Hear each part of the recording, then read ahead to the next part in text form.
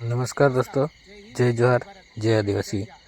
ઢીડિયાપાડાના ધારાસભ્ય શ્રી ચેતર વસાવાની મુલાકાત કરી અને તેઓ યુવરાજસિંહ જાડેજાને શું સંદેશો આપ્યો, વિડીયો છેલ્લા સુધી જોઈશું. ચેનલ પર પહેલી વાર હોય તો લાઈક, કોમેન્ટ, શેર અને સબસ્ક્રાઈબ કરવાનું ભૂલતા નહીં. જય જોહાર, જય આદિવાસી. નમસ્કાર, જય હિન્દ, જય ભારત. હું યુવરાજસિંહ જાડેજા. આજરોજ અમે ઢીડિયાપાડાના ધારાસભ્ય શ્રી આદરણીય ચેતરભાઈ વસાવાને મળવા માટે રાજપીપળાની જે સબજેલ છે ત્યાં આવ્યા હતા.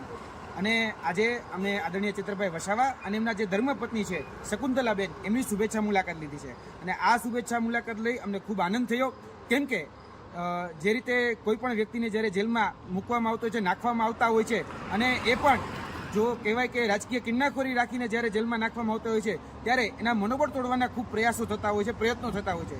પરંતુ આદરણીય ચેતરભાઈ વસાવાને મળીને ખૂબ આનંદ થયો. જોવા જઈએ તો ચેતરભાઈ વસાવા, જેમના મનોબળ તોડવાના ખૂબ પ્રયત્નો થયા, પ્રયાસો થયા, પરંતુ એમનું મનોબળ કંઈ તૂટ્યું નથી. અને જે જોમ, જુનૂન અને જુસ્સો જે એમના સ્વભાવમાં, એમના શબ્દોમાં જે તડવાડાટ મારતો હતો, એ આજે મેં ખૂબ નજીકથી અનુભવ્યું છે.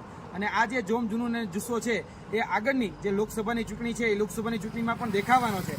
અને તેમને અંદરથી પણ અમને સંદેશો આપેલો છે કે ભાઈ 2024ની જે ભરૂચ લોકસભાની સીટ છે તેના માટેની તૈયારી શરૂ કરી દેજો. અને તેને એક બીજો શુભ સંદેશ પણ આપેલો છે કે આવનાર દિવસોમાં, એટલે કે આવતા અઠવાડિયામાં જ એ હવે આ જેલમાંથી બહાર આવી રહ્યા છે. જ્યારે બધાને કહેવાનું, જે પણ આદરણીય ચેતરભાઈ વસાવાના શુભચિંતકો છે, શુભેચ્છકો છે, એમને વિનંતી કરવાની કે ભાઈ આદરણીય ચેતરભાઈ વસાવા એ આવી રહ્યા છે, આપણે બધાએ ભેગા થઈ એમનું સ્વાગત કરવાનું છે. અને જે રીતે જ્યારે એ બહાર આવશે ત્યારે ચોક્કસપણે એમના મેસેજ આપણા સુધી પહોંચી જ જશે.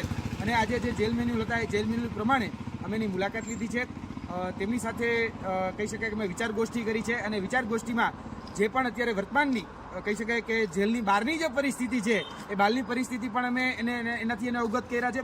તેની સાથે સાથે જેલની અંદરની પરિસ્થિતિ જાણવાનો પણ અમે પ્રયત્ન કર્યો છે. ત્યારબાદ કહી શકાય કે વર્તમાનમાં જે પણ દાવપેચો, કાવા દાવાઓ જે પણ થઈ રહ્યા છે તેનાથી પણ અમે આદરણીય ચેતરભાઈ વસાવાને અવગત કર્યા છે. ચેતરભાઈ વસાવા એ ખૂબ મજબૂત મનોબળ સાથે એ હવે પાછા બહાર આવી રહ્યા છે. એટલે આપણા માટે એ શુભ ઘડી, એ આવતા અઠવાડિયાની શુભ દિવસે એ આવી રહી છે. અને શુભ દિવસ એ તમામ બધા લોકો જે છે એના જે શુભેચ્છકો છે, શુભચિંતકો છે, એના સુધી મળી જ જશે. અને એ બહાર આવી અને માતાજીના દર્શન કરવા માટે જવાના છે. ત્યારે આપણે બધાએ માતાજીના દર્શન કરવા માટે દેવમોગરા પણ જવાનું છે.